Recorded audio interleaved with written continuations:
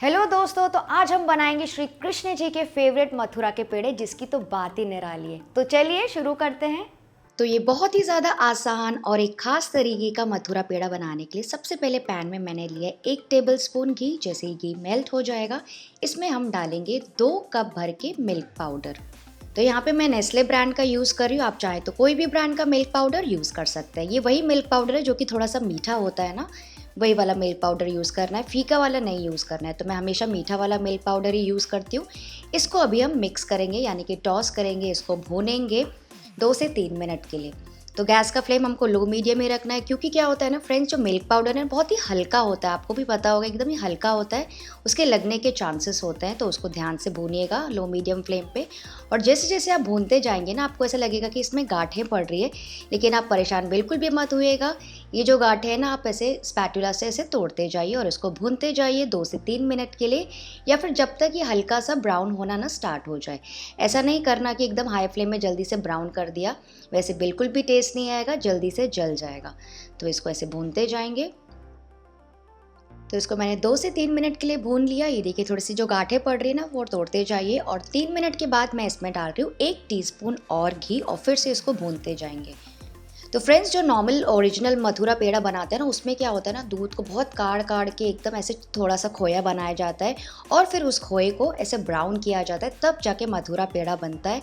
और वो बहुत ही सिंपल तरीके से बनाया जाता है, थोड़ी शक्कर, घी और इलायची के फ्लेवर के साथ। लेकिन आज हम ये क्विकली बनाएंगे इस मिल्क पाउडर से।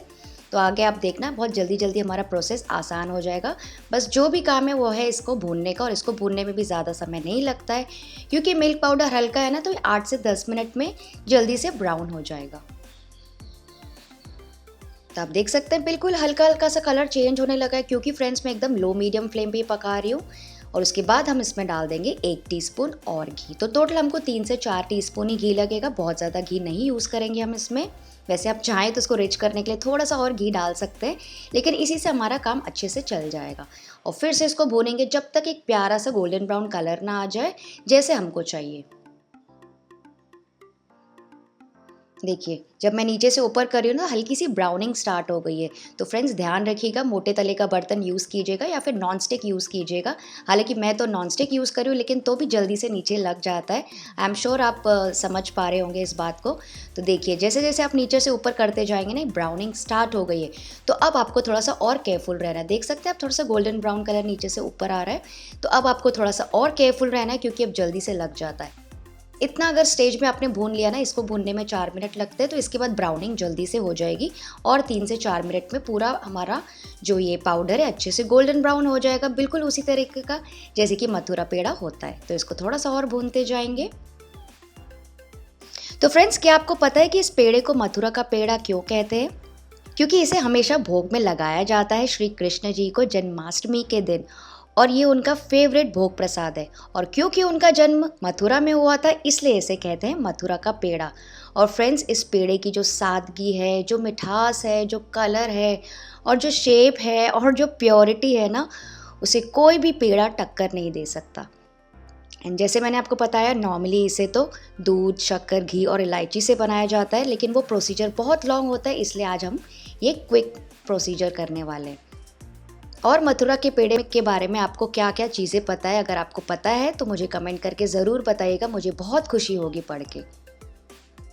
तो ये देखिए मैं आपको दिखाती हूँ, अच्छा खासा ब्राउन हो गया, लेकिन थोड़ा सा और डार्क ब्राउन करेंगे, हल्का सा, क्योंकि क्या होता है ना, बाद में हम शक्कर भी डालेंगे तो थोड़ा सा लाइट हो सकता है। ये देखिए अब इस स्टेज पे आ गए। ये देखिए मैं आपको ऊपर करके दिखाती हूँ।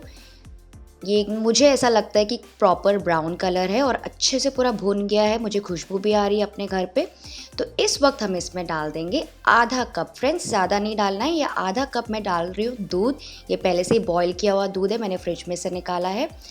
तो इस दूध को भी ना थोड़ा थोड़ा करके ऐड करेंगे, क्योंकि मिल्क पाउडर जैसे मैंने आपको बताया बहुत हल्का होता है, तो जल्दी से गीला हो जाता है। तो आधा कप दूध हमने लिया है, और इसको थोड़ा थोड़ा मिक्स करते जाएंगे, और फिर से इसको भूनते जाएंगे बस 1 और मिनट के लिए। गैस का फ्लेम इस वक्त एकदम लोएस्ट ही रख दीजिएगा।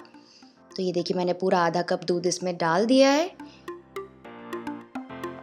ये देखिए मैं आपको उठा के दिखा रही हूँ, थोड़ी सी बाइंडिंग कंसिस्टेंसी का आ गया है, देख सकते हैं आप। तो बस इस स्टेज पे गैस का फ्लेम ऑफ कर देंगे, और ज़्यादा दूध बिल्कुल भी नहीं डालेंगे, वरना ये एकदम से लूज़ हो जाएगा। गीला हो जाएगा मिक्सचर, फिर आप इसके पेड़े बिल्कुल भी नहीं बना पाएंगे। तो बस इसको मैं ट्रांसफ़र कर रही हूँ एक परात में, ताकि ये जल्दी से ठंडा हो जाए। पूरा ठंडा नहीं करना है हमें, हल्का सा ठंडा हो जाएगा फिर हम आगे प्रोसेस करेंगे। तो इसको आप ऐसे थोड़ा सा फैला दीजिए।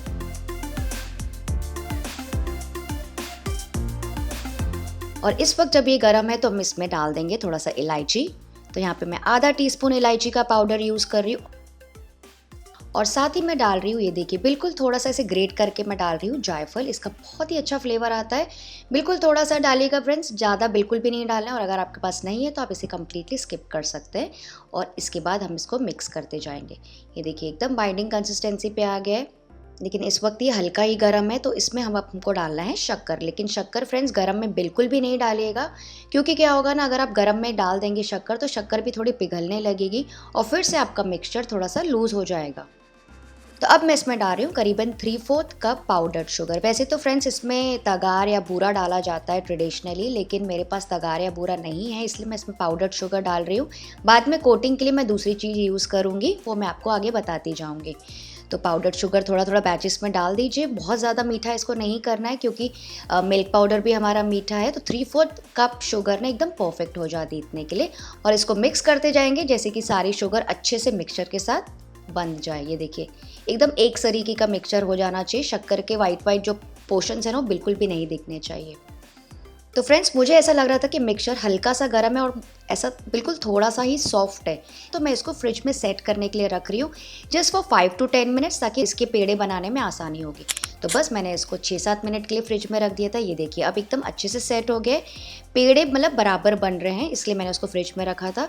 तो इसका छोटा छोटा पोर्शन ले लेंगे अपने हाथों में और ऐसे पेड़े बनाते जाएंगे। एंड मथुरा पेड़ा तो फ्रेंड्स आप सबको पता है कि इसका कोई शेप नहीं होता है, एकदम अनइवन शेप का होता है। अपने एकदम फिंगर के जो निशान है वो भी उसमें रहते हैं।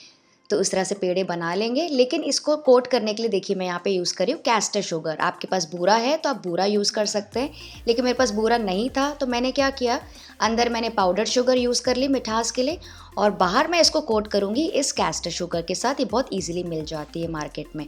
तो इसको स्प्रेड कर लेंगे किसी प्लेट में और बस इसके ऐसे पेड़े बनाते जाएंगे अनइवन शेप के। बस उठाइए, इसको बनाइए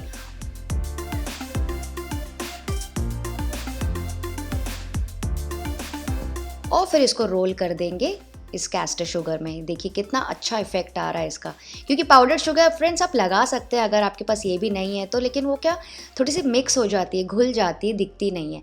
इसके लिए यहाँ पे मैं कैस्टर शुगर लगा रही हूँ। बहुत प्यारा दिख रहा है देखिए।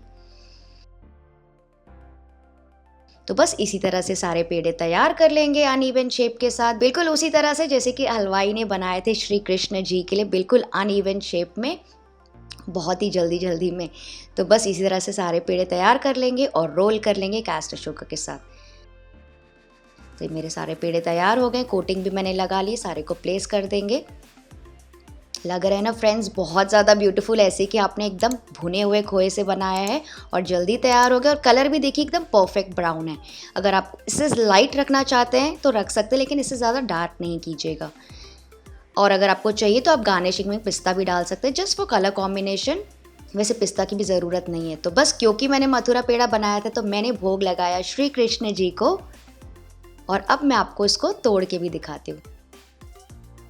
ये देखिए इसके अंदर का टेक्सचर एकदम ही भुना हुआ और एकदम परफेक्ट खोए का टेक्सचर। फ्रेंड्स मुझे तो बहुत ज़्यादा खुशी हुई इस पेड़े को बना के। अगर आपको भी फ्रेंड्स ये वीडियो थोड़ा भी अच्छा लगा ना तो प्लीज़ इस वीडियो को लाइक ज़रूर कर दीजिएगा, तो मुझे भी बहुत खुशी होगी। मैं आपसे मिलती हूँ। Happy Janmashtami and bye bye.